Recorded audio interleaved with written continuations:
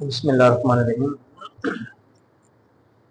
نحمدہ ونصلی ونسلم علی سیدنا مولانا محمد رسول النبی الامین المکین الحلیم الرحیم اما بعد اعوذ باللہ من الشیطان الرجیم بسم اللہ الرحمن الرحیم ان الذین یغضون اصواتهم عند رسول اللہ اولئک الذین امتحن اللہ قلوبهم للتقوی لهم مغفرۃ واجر عظیم صدق اللہ العظیم صدق رسولہ النبی الکریم الامین۔ اللہ جل مجدہ کا شکر و احسان کہ اس رب العزت نے ہمیں اپنے گھر میں حاضری کے قابل سمجھا، اور دعا وہ ہے کہ باری تعالیٰ ہمیں اپنی زندگیاں اسلام کے بتائے ہوئے طریقے کے مطابق بسر کرنے کی توفیق عطا فرما۔ آج جس موضوع پر اظہار خیال کرنا ہے وہ ہے حضور نبی مکرم صلی اللہ علیہ وآلہ وسلم کا ادب اور آپ کی محبت دین میں کتنی اہمیت رکھتی ہے۔ جو میں نے آیا مقدسہ تلاوت کی ہے یہ سورہ حجرات کی آیت نمبر 3 ہے۔ اس میں اللہ جل مجدہ فرماتے ہیں ان الذین یغضون اصواتهم عند رسول اللہ، جو لوگ رسول اللہ صلی اللہ علیہ وآلہ وسلم کی بارگاہ میں ادب و احترام کے باعث اپنی آوازوں کو پست رکھتے ہیں، امتحن اللہ قلوبهم للتقوی، یہی وہ لوگ ہیں جن کے دلوں کو اللہ نے تقوی کے لیے چن لیا، اور انہی کے لیے لہم مغفرہ واجر عظیم، اور انہی کے لیے مغفرت ہے اور اجر عظیم۔ اب پہلے بات ہو رہی ہے ادب مصطفیٰ کی، حرمت مصطفیٰ کی۔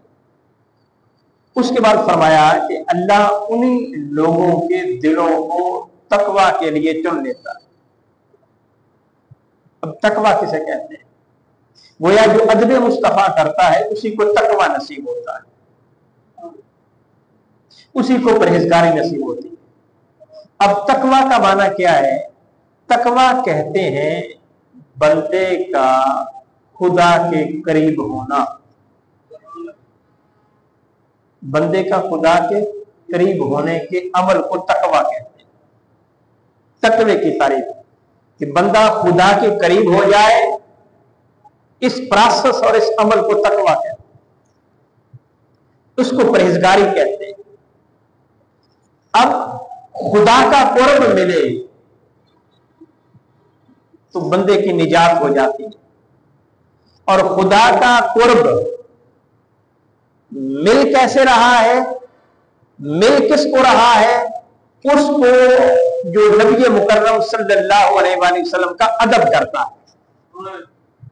دونوں چیزوں کو جوڑا، فرمایا جو لوگ اپنی آواز کو نبی کی آواز سے نیچے رکھتے ہیں، برابری نہیں کرتے، آواز کی بھی برابری خدا کو گوارا نہیں ہے۔ گویا وہ چاہتا ہے کہ میرے مصطفیٰ کا کوئی مثل بن کے نہ آئے، میرے مصطفیٰ کے ساتھ کوئی برابری کا تصور بھی نہ کرے، کوئی برابری کا تصور بھی نہ کرے، کسی کے دل میں برابری کا شک بھی پیدا نہ ہو، شائبہ بھی پیدا نہ ہو۔ اگر برابری کا شک اور شبہ پیدا ہو گیا کسی کے دل میں، تمہاری تعالیٰ کیا ہوگا؟ انتحبط اعمالکم، تمہاری زندگی کے سارے اعمال تباہ و برباد کر دوں گا۔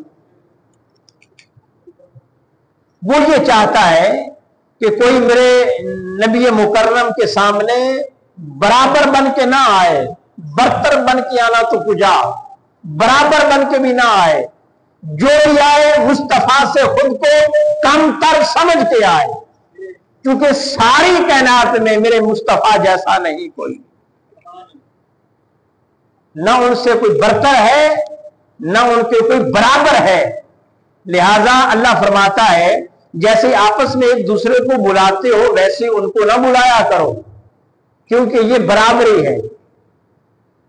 اپنی آواز کو نبی کی آواز سے کم رکھا کرو. اگر ان کے لیول کی آواز آئی تو یہ برابری ہے. برابری ہمیں گوارا نہیں. اب دیکھیں سورہ احزاب میں اللہ جل مجدہ نے فرمایا وَأَزْوَاجُهُ أُمَّهَاتُهُمْ. نبی کی ازواج امت کی مائیں ہیں. نبی کی ازواج امت کی مائیں ہیں.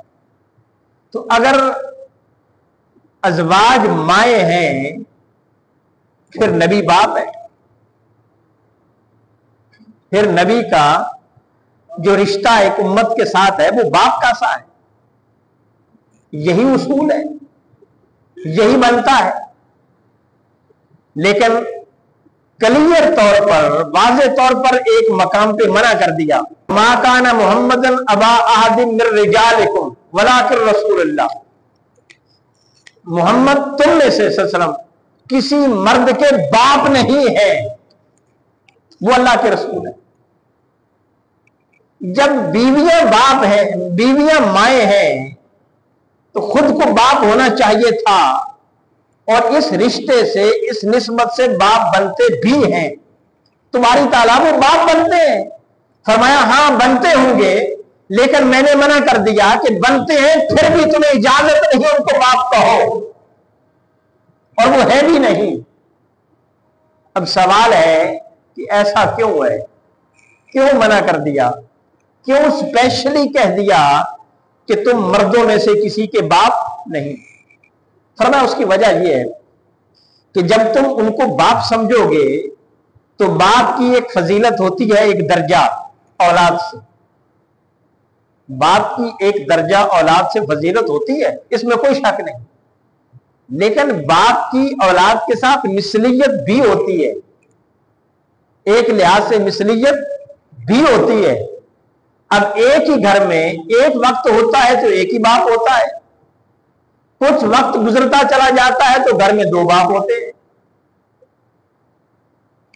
اب بندے کا باپ اور اگر بندے کی اولاد ہے تو اس اولاد کا باپ یہ ہوا, اس کا باپ دوسرا ہوا, تو گھر میں دو باپ ہیں, گھر میں دو باپ ہیں. تو وہ مثلیت بن گئی, ان کا ادب ایک جیسا ہو گیا, ان کی عزت ایک جیسی ہو گئی. اللہ جل مجدہ نے نبی مکرم صلی اللہ علیہ وآلہ وسلم کے بارے میں برابری اور مثلیت نہیں رکھی.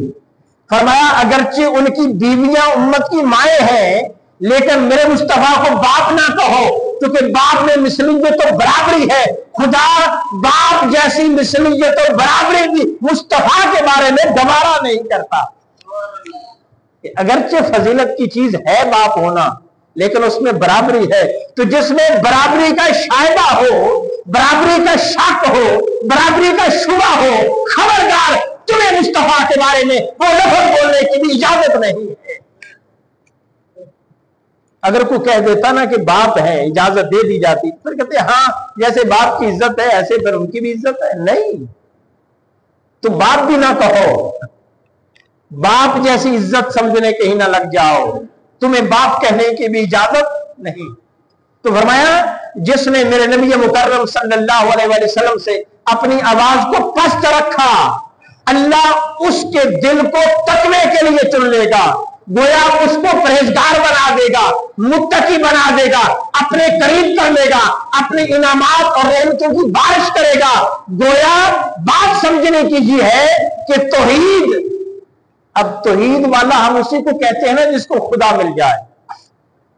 مواحد وہی ہے نا جس کا خدا کے ساتھ محبت کا تعلق ہو, عشق کا تعلق ہو, بندگی کا تعلق ہو, غلامی کا تعلق ہو. تو گویا خدا اس آیت میں یہ پیغام دینا چاہتا ہے کہ اللہ اپنا اسی کو بناتا ہے, توحید بھی گویا اسی کی قبول کرتا ہے جس کے دل میں مصطفیٰ کا ادب ہو.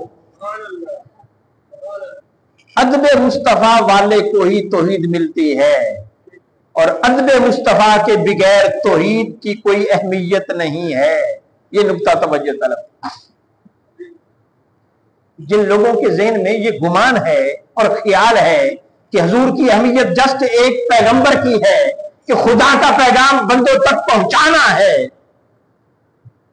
اصل بات توحید کی ہے، خدا کی ہے، ان کا مغالطہ سورہ حجرات میں دور کر دیا کہ نہیں، مصطفیٰ کی اہمیت صرف پیغام پہنچانے کی سی نہیں ہے، مصطفیٰ کا ادب دین کا حصہ ہے، مصطفیٰ کی عزت، مصطفیٰ کا عشق دین کی بنیاد ہے، اور توحید اسی کو ملتی ہے. امتحن اللہ قلوبہم للتقوی، تقوی اسی کو نصیب ہوتا ہے، خدا کا قرب اسی کو نصیب ہوتا ہے جس کے دل میں مصطفیٰ کا ادب ہوتا ہے، جس کے دل میں مصطفیٰ کا ادب ہوتا ہے. آپ اندازہ کر لیں نبی مکرم کی دین میں اہمیت کی، اور صحابہ اس راز کو پا گئے تھے. صحابہ کو معلوم ہو گیا تھا کہ رسول اللہ کا ادب اور عشق اور محبت یہی دین کی اساس ہے، اسی سے خدا ملتا ہے، اسی سے خدا کا قرب ملتا ہے، اسی سے دنیا اور آخرت کی کامیابی ملتی ہے. لہذا وہ ہر چیز سے بڑھ کے مصطفیٰ کا ادب کرتے تھے. حتیٰ کہ نماز یہ خدا کی بندگی ہے، خدا کی عبادت ہے. ایک مقام پر ایسا ہوا کہ عصر کی نماز کا وقت تھا، حضور مسجد میں موجود نہیں تھے، کسی کام کے لیے گئے ہوئے تھے، کسی قبیلے کے درمیان صلح کرانا مقصود تھی. نماز کا وقت ہو گیا. حضرت بلال صدیق اکبر رضی اللہ تعالیٰ عنہ سے کہتے ہیں کہ حضور نہیں ہے، آپ جماعت فرما دیں. صدیق اکبر رضی اللہ تعالیٰ عنہ مصلی امامت پر کھڑے ہو گئے، صفیں بن گئی، نماز شروع ہو گئی. اتنے میں تاجدار کائنات تشریف لے آئے. اب جب بعد میں کوئی آدمی آتا ہے وہ پیچھے ہی کھڑا ہوتا ہے، یہ سبوں کو چیر کے آگے آتا ہے. کوئی آدمی بھی ہو وہ پیچھے کھڑا ہوتا ہے. خدا کی بندگی ہے، خدا کی بندگی کا ادب یہ ہے کہ وہ پیچھے کھڑا ہو، اس کو صفوں کو چیرنے کی اجازت نہیں. لیکن یہ عام بندے تو ہیں نہیں، یہ تو کائنات کے تاجدار ہیں نا، یہ تو محبوب خدا ہے نا، یہ کسی کے مثل تو نہیں ہے نا، ان کے ساتھ برابری ممکن تو نہیں ہے نا. معلوم نہیں نادانوں نے کیسے تصور کر لیا کہ نبی مکرم کی تعظیم بڑے بھائی کی کسی ہے، وہ بھی انسان ہے. نادانوں اگر انسان ہی ہوتے ہم جیسے تو پھر ہمیں تو اجازت نہیں صفوں کو چیر کر آگے آنے کی، مصطفیٰ کو اجازت کس نے دے دی؟ میرے نبی مکرم پیچھے کھڑے نہیں ہوئے، حضور صفوں کو چیرتے ہوئے پہلی صف میں آ گئے. اور بلکہ پروسیس ایسا ہوا کہ جب حضور آئے تو پیچھے والوں نے ایسے آواز، ایسے تالیل بجائی تاکہ لوگوں کو پتا چل جائے کہ سرکار آ گئے، لہذا ان کے لیے جگہ چھوڑی جائے. حضور ایک دوسروں کو دھکے دے کر آگے نہیں آئے، میرے نبی مکرم کے لیے اہتمام کے طور پر جگہ خالی کی گئی. اب مجھے بتائیں، ایک آدمی کو سائڈ پہ ہونا ہے نا، پھر آدمی نے گزرنا ہے. اور اگر آپ سائڈ پہ ہو کر کسی کے لیے جگہ چھوڑ دیں نماز کی حالت میں تو نماز رہ جاتی ہے، ٹوٹ جاتی ہے، نماز ہی نہیں رہتی. اور ایسے تالی بجانا، اس سے نماز ہو جاتی ہے پھر؟ ہاں، امام کو متنبع کرنا ہو تو وہ ایک الگ معاملہ ہے، وہ بھی خواتین کے لیے ایسے کرنا ہے اور مردوں کے لیے اللہ اکبر یا سبحان اللہ کہنا ہے. یہ امام کو متنبع اور متوجہ کرنے کے لیے یہ دو چیزیں ہیں. لیکن حضور آئے ہیں، اب ایسے تالی بجائی جا رہی ہے اور پھر جگہ خالی کی جا رہی ہے. حضور ایک صف سے دوسری میں، تیسری میں، چوتھی میں، پھر پہلی صف پہ پہنچ گئے. اب یہ تو مقتدی تھا کہ سبھی نے جگہ خالی کر دی. اب امام کو جب پتا چلا کہ سرکار آ گئے، امام نے مصلی چھوڑ دیا، پیچھے ہٹے. میرے نبی مکرم نے فرمایا ابو بکر آپ نماز پڑھائیں. سیدنا صدیق اکبر پھر کھڑے ہو گئے اور کھڑے ہو کر نماز نہیں پڑھائی، دعا کی خدا کی بارگاہ میں، خدا کی بارگاہ میں دعا کی، باری تعالیٰ تیرا کتنا کرم ہے کہ میرے مصطفیٰ نے مجھے اس قابل سمجھا کہ میں امت محمدی کی امامت کراؤں. اپنے مقدر پر رشک کیا. یہ سیدنا صدیق اکبر کی عظمت ہے कि ताजदार कायनात ने इमामत के काबिल समझा, लेकिन ये दुआ करने के बाद फिर वापस पलट आए और जब वापस पहली सफ में आए फिर हुजूर आगे गए। अब नमाज पढ़ाने के बाद ताजदार कायनात ने नमाज मुकम्मल की। अब याद रख लें, ये सारा प्रोसेस नमाज के दौरान हुआ। हुजूर ने नए सिरे से नमाज नहीं पढ़ाई, जहां से सिद्दीक़ अकबर ने छोड़ी थी वहीं से पढ़ाई। अब नमाज के दौरान सफर को भी चीरा गया, लोग भी दाएं बाएं हुए, तवज्जो भी बढ़ी, ध्यान भी बढ़ा, ख्याल भी बढ़ा, लेकिन नमाज फिर भी जारी रही। अरे ऐसा क्यों है? इसलिए कि तवज्जो ध्यान किसी और तरफ नहीं गया, मुस्तफा की तरफ गया है। बंदगी खुदा में ध्यान मुस्तफा की तरफ भी चला जाए तो खुदा की बंदगी मुकम्मल होती है। मालूम नहीं कैसे लोगों ने कह दिया कि नमाज में हुजूर का ख्याल भी आ जाए तो नमाज नहीं होती। नादानों, यहां तो हुजूर के लिए सारा कुछ किया जा रहा है, तवज्जो भी उधर, ध्यान भी उधर, हरकत भी हो गई, सफे भी छोड़ दी, दरमियान से जगह भी खाली कर दी।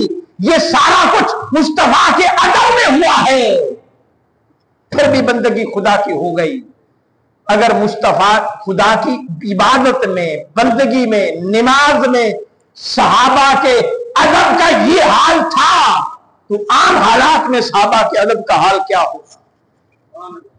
और अगर इसको कबूल कर लिया, इस अदब को खुदा ने कबूल कर लिया, उनकी नमाज को तोड़ा नहीं, उनकी नमाज को रद्द नहीं किया, तो आम हालात में आप देखें मुस्तफा के अदब का खुदा कितना लिहाज रखेगा।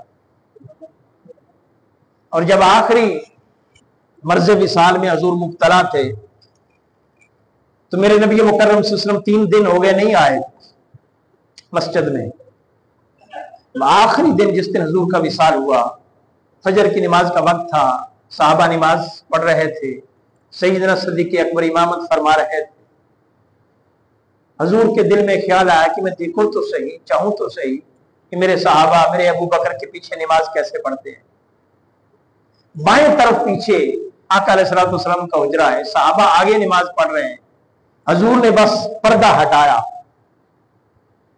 पर्दा हटाया। अब पर्दा हटाने की देर थी कि हजरत अनस बिन मालिक कहते हैं, वो रावी है इस हदीस के, आगे क्या हुआ इस पर हदीस खामोश है, इस पर रावी ने कुछ बयान नहीं किया कि पर्दा हटाया उसके बाद क्या हुआ। ये दरमियान में खाली जगह है। कुबेट्स दिए फिर साहबा ने क्या। अनस बिन मालिक रावी हैं, वो कहते हैं काना वजहहू व बरकतुल मसहफ। बस जब पर्दा हटा, अब आगे कुछ नहीं कहा रावी ने कि साहबा ने क्या किया, वो समझने वाले फिर समझे। पर्दा हटा, साहबा कहते हैं हमें यूं लगा जैसे कुरान खुल गया है। काना वजहहू बरकतुल मसहफ, हमें मुस्तफा का चेहरा यूं लगा जैसे कुरान खुल गया है। अब पर्दा हटा, आगे कुछ नहीं बयान हुआ। सहाबा ने हुजूर के चेहरे पर कमेंट्स किए क्या कि हुजूर का चेहरा यूं लगा जैसे कुरान खुल गया है। ये कैसे कमेंट्स किए? हुजूर का चेहरा देखा तो कमेंट किया ना, देखा तो कमेंट किया ना। फिर देखा कैसे? सीधे सामने खड़े थे, बाएं तरफ आदमी एक आए, उसको कैसे देखा जा सकता है नमाज की हालत में? मुंह फेर के देखा जा सकता है, जो सीधे मुंह खड़े रहे तो फिर भी देखा जा सकता है। मुंह फेरेंगे तो देखेंगे ना। अंदाजा हो गया था, पर्दा हिला था, कोई आवाज आई, साहबा के कान उधर ही तो मशगूल होते थे। साहबा ने समझा शायद मुस्तफा आ गए। बस फिर जब हुजूर के बारे में यह समझा कि हुजूर आ गए, फिर साहबा को नमाजें भूल गई, फिर किबले की सिम्मतें भूल गई। अकल ने कहा होगा इधर काबा है, इश्क बोला होगा अरे काबा है तो इधर काबे का भी काबा है। अकल ने कहा होगा अगर काबे से निगाह हट गई, तवज्जो हट गई, सिम्मत बदल गई, नमाज टूट जाएगी, कज़ा हो जाएगी। इश्क के मुफ्ती ने कहा होगा अरे नमाजें अगर कज़ा हो फिर अदा हो, निगाहों की कज़ाएं कब अदा। 3 दिन हो चुके थे साहबा को हुजूर का चेहरा नहीं देखा। कितने तरस गए होंगे। बस जब थोड़ा सा शक हुआ कि मुस्तफा आ रहे हैं, फिर सहाबा को किबले की सिमतें भूल गई, काबा भूल गया, नमाज भूल गई। अब आप खुद तसव्वुर कर लें, अगर दाएं तरफ या बाएं तरफ रुख करें तो नमाज रहती है। आप जब सलाम फेरते हैं, आप सलाम ना भी कहें, अस्सलामु अलैकुम ना भी कहें, सिर्फ बाएं तरफ या दाएं तरफ मुंह फेर ले, नमाज खत्म हो जाएगी, नमाज खत्म हो जाएगी, टूट जाएगी। वो तो सलाम के साथ हमारा एक मुस्तहब तरीका है, खूबसूरत तरीका है कि हम लफ्ज़ सलाम के जरिए नमाज से खारिज होते हैं। लेकिन अगर सलाम कहे बगैर भी रुख फेर ले तो नमाज खत्म हो जाएगी। तो सहाबा ने रुख फेरे तो मुस्तफा का चेहरा देखा ना, चेहरा देखा तो कमेंट किए ना, बगैर देखे कैसे कोई किसी के बारे में कह सकता है। उन्होंने ये बोला था कि ऐसे लगा हमें हुजूर का चेहरा जैसे कुरान खुल गया है। देखे बगैर तो नहीं ना लगता, देखे बगैर तो नहीं लगता। लेकिन फिर आका ने पर्दा नीचे कर दिया, हुजूर वापस हो गए, सहाबा ने फिर उसी तरह नमाज को जारी रखा। अब चाहिए ये था कि नए सिरे से फिर नमाज पढ़ते, नहीं पढ़ी, वहीं से जारी रखी। गोया पता चला अगर तवज्जो, ध्यान और रुख भी मुस्तफा की खातर नमाज की हालत में फिर जाए, नमाज फिर भी मुकम्मल हो जाती है। क्योंकि आपके कोई बराबर नहीं है। खुदा आप जैसा खुदा किसी को समझता नहीं है। आप हर किसी से आला हैं, हर किसी से बाला हैं। आप क्या हैं क्या नहीं ये खुदा जानता है। लेकिन हमें इतना बता दिया कि हर किसी से हुजूर बरतर है। कोई खुद को मेरे मुस्तफा से बरतर ना समझे। अरे बरतर तो क्या, को खुद को बराबर ना समझे। बारी ताला अगर किसी ने समझ लिया तो क्या होगा, फरमाया तुम्हारी जिंदगी के सारे अमाल तबाह कर दूंगा। सिर्फ इस बात पर कि इसने बराबर तसव्वुर कर लिया मेरे नबी मुकर्रम। तो फरमाया जो अदब करता है और अदब की खातिर अपनी आवाज को नबी की आवाज से पस्त रखता है, खुदा उसको अपने तकवे के लिए चुन लेता है। खुदा अपने दिल में, खुदा अपने अंदर उसका प्यार पैदा कर देता है और उसको दिल में अपना प्यार पैदा कर देता है, गोया उसको तौहीद नसीब हो जाती है। तो सैयदना सदीक़ अकबर और सहाबा का ये अदब का तरीका। और सैयदना सदीक़ अकबर रज़ी अल्लाह तआला अन्हु के बारे में एक और रवायत भी है, वो ये कि आपसे किसी ने पूछा, अबू बकर आपको सबसे ज्यादा पसंद क्या है दुनिया में? आपने क्या बताया? फरमाया अन-नज़्रु इला वजहि रसूलिल्लाह। अगर दुनिया में मेरी पसंद पूछते हो तो वो ये है कि मेरी आंखें हो, मुस्तफा का चेहरा हो, बस उनका चेहरा तकता रहो, ये पसंद है। वो किसी ने क्या कहा, तेरी दीद होगी मेरी ईद होगी, तेरी दीद होगी मेरी, अब मेरी निगाहों में जचता नहीं कोई, जैसे मेरी सरकार है वैसा नहीं कोई। और फिर सैयदना सिद्दीक़ अकबर का अदब का हाल ये है कि जब हिजरत का मौका आया तो आका अलैहिस्सलातु वस्सलाम ने अव्वलन हिजरत के बारे में इशारा दिया था और सहाबा उस इशारे से फिर जाने लगे, इजाजत दी। एंड पर आका अलैहिस्सलातु वस्सलाम रह गए और कुछ और सहाबा। अब हजूर नबी मुकर्रम सल्लल्लाहु अलैहि वसल्लम रात को अपनी पनाहगाह से निकले हैं और आप जानते हैं कि चारों तरफ से घेरा डाला हुआ था। और जब घेरा डाला हुआ था तो मेरे हुजूर जब निकले तो आपने मुट्ठी भर कंकरियां फेंकी, कंकरियां फेंकी, फिर उनको कुछ नजर नहीं आया और हुजूर निकल गए। अब ये कंकरियां तो हुजूर ने फेंकी थी, यहां भी एक बड़ा मोहब्बत भरा नुक्ता है, वो ये कंकरियां तो मुस्तफा ने फेंकी थी, लेकिन अल्लाह जल्ल मजदूर ने उसको अडॉप्ट कर लिया, उसको अपनी तरफ मरसूख किया। क्या? वमा रमैता इज रमैता, मेरे महबूब वो आपने नहीं फेंकी थी, इज रमैता जब आपने फेंकी थी। ये भी क्लियर कर दिया कि फेंकी मुस्तफा ने ही थी, یہ بھی کہہ دیا کہ آپ نے نہیں، وہ میں نے پھینکی تھی. گویا مصطفیٰ کا پھینکنا اپنا پھینکنا قرار دیا، اپنا پھینکنا قرار دیا. وما رمیتا اذ رمیتا، آپ نے نہیں پھینکی تھی، اذ رمیتا جب آپ نے پھینکی تھی، ولکن اللہ رما، بلکہ وہ تو خدا نے پھینکی تھی. باری تعالیٰ اس میں کیا راز ہے؟ فرمایا میں نے مصطفیٰ کو ساری کائنات کے لیے رحمت بنا کے بھیجا.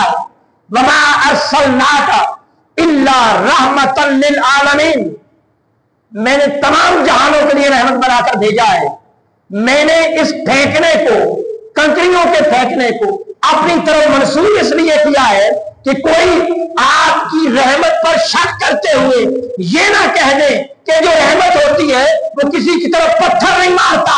تو خدا نے بتا دیا میرے مصطفیٰ کی طرف اس چیز کی بھی نسبت مت کرنا، وہ مصطفیٰ نے نہیں خدا نے بھیجی ہے، تاکہ میرے مصطفیٰ کی رحمت ہونے میں کوئی شک پیدا نہ ہو.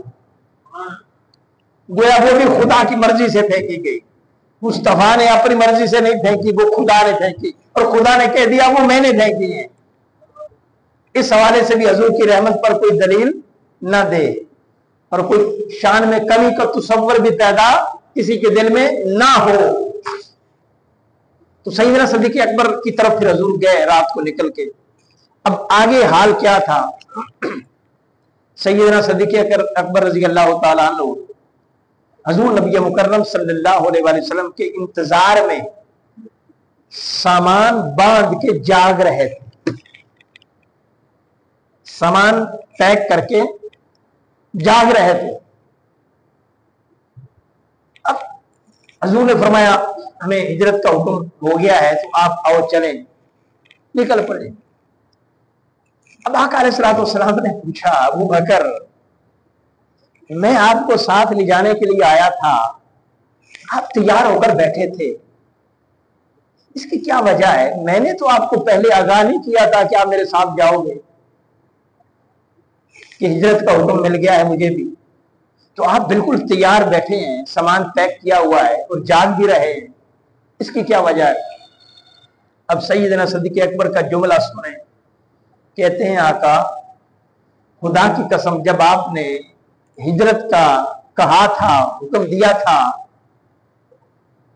تو آپ نے ایک بات کہی تھی کہ میں جب ہجرت کروں گا تو ایک بندہ میرے ساتھ ہوگا.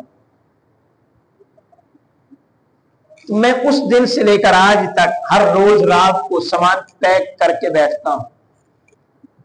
میرے نبی مکرم جب آئے تو ان کو انتظار نہ کرنا پڑے، میں خادم پہلے سے تیار ہوں.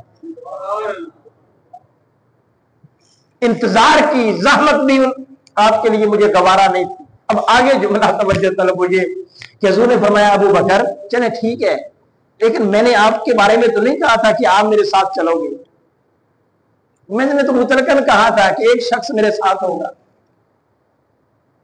تو آپ تیاری کر کے کیوں ہر روز بیٹھتے رہے، ہر روز جاگتے رہے، دروازہ بھی کھلا رکھتے رہے، سامان بھی پیک رکھا، آپ نے ایسا کیوں کیا؟ میں نے تو مطلقاً کہا تھا کہ ایک بندہ جائے گا، وہ کوئی بھی ہو سکتا ہے. تو صدیق اکبر مسکرا کے بولے عرض کرتے ہیں آقا ہمیں اپنی غلامی پر فخر ہے، مجھے اپنی غلامی پر فخر ہے.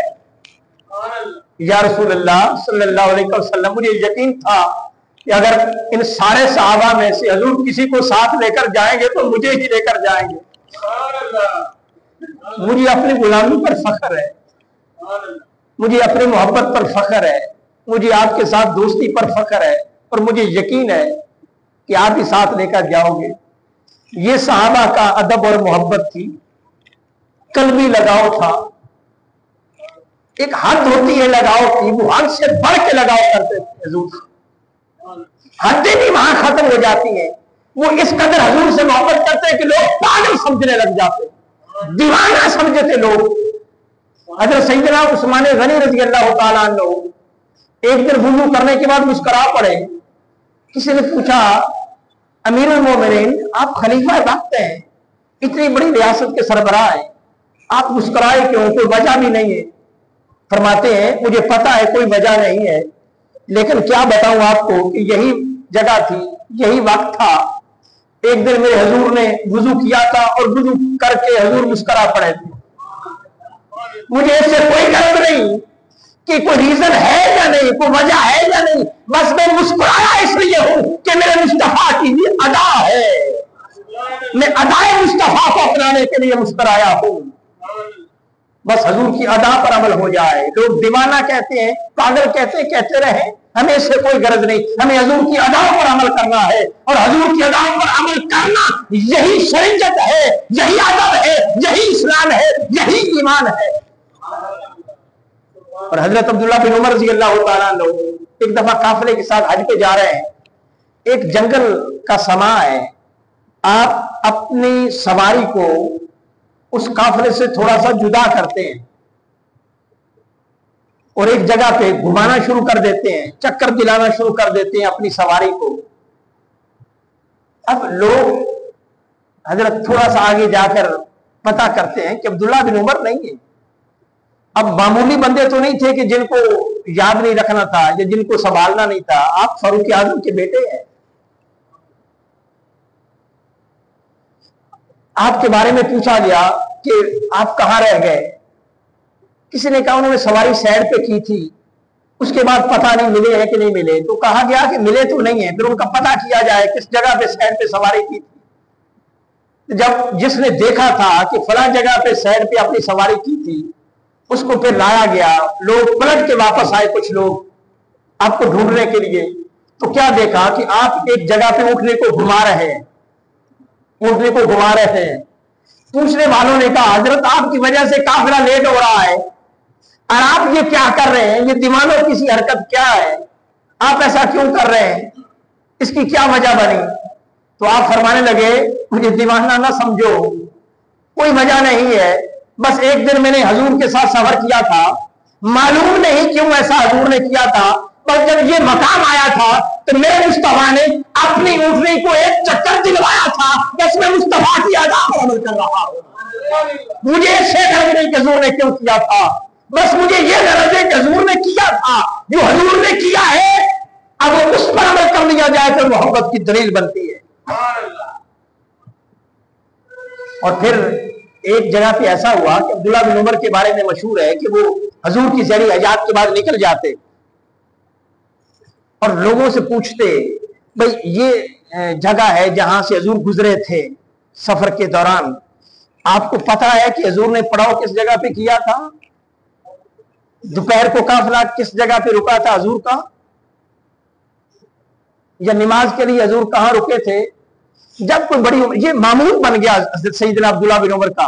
اب انداز محبت دیکھیے, تو جب کسی نے جب کوئی بتا دیتا کہ ہاں میں نے دیکھا تھا کہ فلاں جگہ تھی, جب حضور کا قافلہ یہاں سے گزرا تھا تو فلاں جگہ پہ رکا تھا, یا فلاں جگہ پہ حضور نے نماز پڑھی تھی, فلاں جگہ حضور نے آرام کیا تھا, جب اس بات کا یقین ہو جاتا عبداللہ بن عمر کو تو آپ اس جگہ پہ آتے, وہاں پہ خدا کی بارگاہ میں دو نفل پڑھتے. جب پوچھا گیا کہ نفل پڑھنا کسی صاف الگ جگہ پہ بہتر ہے تو آپ اس ویرانے میں آ کر خدا کی بارگاہ میں کیوں جھکتے ہیں یا یہاں نماز کیوں پڑھتے ہیں. تو آپ فرمانے لگے بس مجھے اس سے غرض نہیں کہ نفل کا ثواب کم ہوگا یا زیادہ ہوگا, یا یہاں پڑھنا چاہیے نہیں پڑھنا چاہیے, بس مجھے یہ ہے کہ یہاں حضور رکے تھے, حضور کے قدم لگے تھے, تو میں سمجھتا ہوں جہاں حضور کے قدم لگے ہوں وہاں کعبہ بنا لیا جائے. مجھے کیا خبر تھی رکوع کی, مجھے کیا ہوش تھی سجود کی, بس تیرے نقش پا کی تلاش تھی کہ جو کر رہا تھا نماز میں. میری زندگی بھی عجیب ہے, میری بندگی بھی عجیب ہے, جہاں مل گیا تیرا نقش پا وہی کعبہ بنا لیا. حضرات ذی وقار یہ صحابہ کا ادب ہے. تو اللہ فرماتا ہے کہ میں ان لوگوں کے دل اپنے تقوی کے لیے چن لیتا ہوں جن کے دلوں میں مصطفیٰ کا ادب آ جاتا ہے. تو تقوی انہی کو نصیب ہوتا ہے, خدا گویا انہی کو نصیب ہوتا ہے, گویا توحید انہی کو نصیب ہوتی ہے جن کے دل میں رسالت کا ادب ہو. دعا ہے اللہ جل مجدہ انہیں حضور کی محبت عطا فرمائے. واخر دعوانا الحمدللہ.